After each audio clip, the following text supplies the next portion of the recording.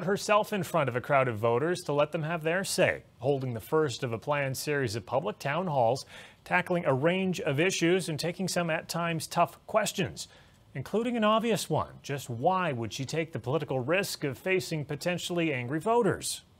Thank you, Premier. I think it's a very good, very political risk for you to take open questions. So really admire you for that. But then again, you don't have much to risk when your numbers are so low. It can only go up. But here's the question. Harold, it's actually about hearing from you, but thank you.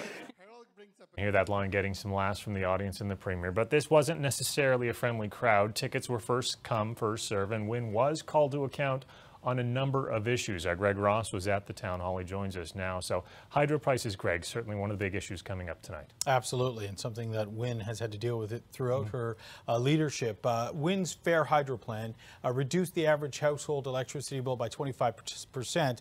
Tonight, she had a back and forth with one man who questioned the salaries of Hydro One officials and the cost for hydro in this province.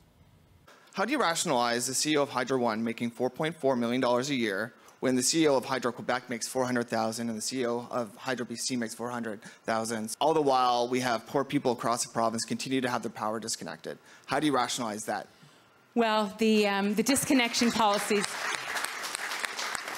The disconnection policies have changed, as you know, so there won't be people having their power disconnected across the province. 59,000 people had their power disconnected. People's bills are going down on average 25%, and in rural communities, they're going down by more than that because the distribution charges were exponentially But they're all going up after the election, Premier. Well, actually, we've said we're holding them for 4 years. That's not what the Auditor General is saying. Let the Premier answer. She's lying. No. She's respectful of your time and your question. Let her answer. We have made... Another big issue tonight was the college strike. This weekend, Wynne passed back-to-work legislation for college faculty. Tonight, she faced more than a dozen students who raised a number of issues, everything from the stress and anxiety that students face as they try to cram and get caught up for the 5 weeks that they lost, to what measures Wynne's government will take to ensure something like this doesn't happen again. What the minister and I need to do is we need to look at what went wrong. Why did this go on so long?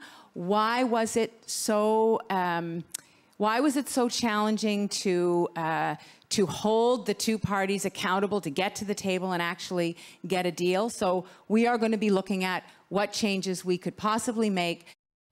Wynne also says she needs to take a closer look at the College Employers Council to see what power her office would have to intervene in the future. She also apologized several times to students, telling them that they got caught up in the middle of something that they really had nothing to do with. All right, Greg, thanks a lot.